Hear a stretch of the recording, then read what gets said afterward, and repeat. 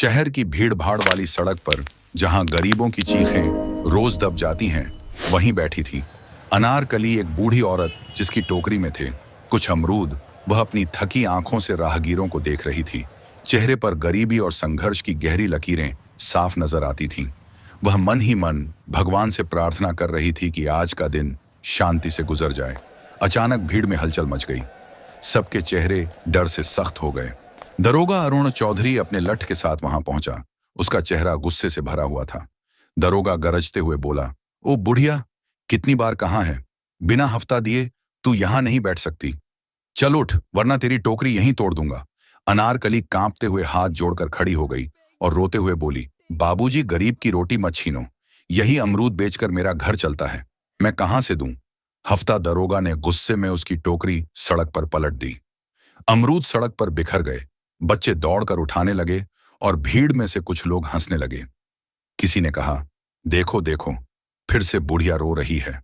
और बाकी सब चुपचाप खड़े रहे। किसी में हिम्मत नहीं थी मदद करने की। अनारकली की आंखों से आंसू गिरते हुए धूल में मिल गए। उसकी किस्मत भी मानो वहीं बिखर गई हो।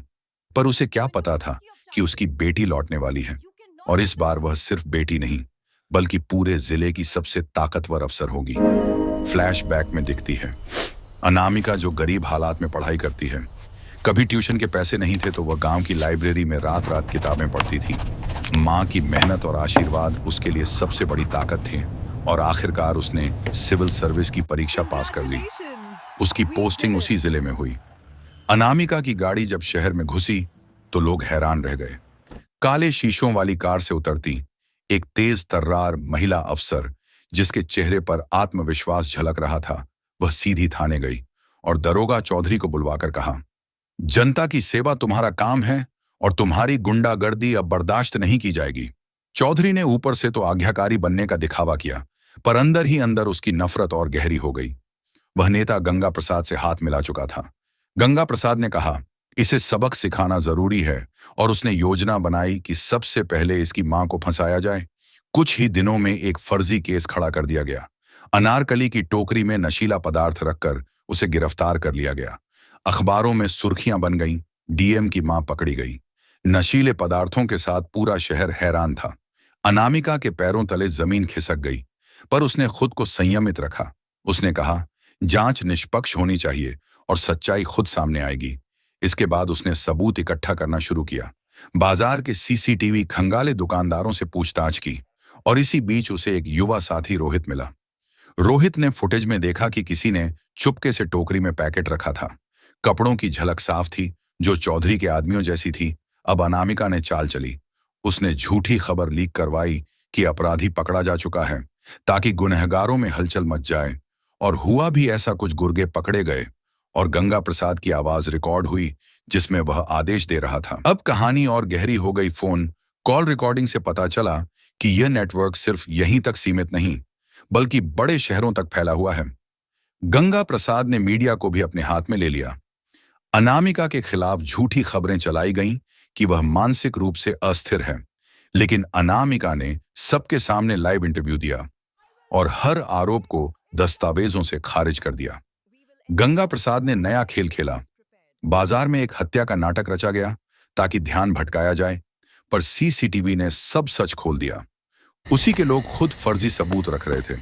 मीडिया ने पलटी मारी और जनता का समर्थन अनामिका के साथ खड़ा हो गया। कोर्ट में सुनवाई शुरू हुई। अनामिका ने सारे सबूत पेश किए और जज ने स्पेशल जांच कमेटी बना दी। अब गंगा प्रसाद की जड़ें हिलने लगीं, उसकी संपत्ति सील की जाने लगी। जनता ने उसके खिलाफ प्रदर्शन शुरू कर दिए, लेकिन गंगा प्रसाद इतना आसानी से हारने वाला नहीं था। उसने अनामिका को बदनाम करने के लिए उसकी पुरानी तस्वीरें एडिट करवाकर टीवी पर चलवाईं। अनामिका की टीम ने फोरेंसिक जांच कराई और सच्चाई सामने रख दी। जनता का विश्वास और मजबूत हो गया। अब अनामिका ने सोशल मीडिया पर अपनी मां को सामने लाकर उनकी सच्ची कहानी सुनाई। बूढ़ी मां की आंखों से गिरे आंसुओं ने लाखों दिलों को पिघला दिया और पूरा शहर अनारकली के साथ खड़ा हो गया। अदालत ने गंगा प्रसाद और उसके आदमियों के खिलाफ गिरफ्तारी के आदेश दिए। चौधरी समेत कई अधिकारी जेल भेजे गए और मां अनारकली को सम्मान के साथ रिहा किया गया। पूरा शहर जश्न मनाने लगा। लेकिन कहानी यहीं खत्म नहीं होती। जब sector. अनामिका ने सोचा कि अब सब ठीक हो गया, तभी उसे राजधानी से संदेश मिला कि गंगा प्रसाद के पीछे और भी बड़े चेहरे छिपे हुए हैं। यह तो सिर्फ शुरुआत थी। अनामिका ने अपनी मां का हाथ थामा और कहा, मां, यह लड़ाई अभी खत्म नहीं हुई। असली खिलाड़ी अभी भी पर्दे के पीछे हैं और मैं उन्हें बेनकाब करके रहूंगी। कहानी का अंत होता है, पर एक नए अध्याय की आहट सुनाई देती है। कैमरा सूरज की रोशनी पर रुकता है और अनामिका की आवाज गूंजती है, न्याय भले देर से मिले, लेकिन अंत में जीत हमेशा सच की ही होती है।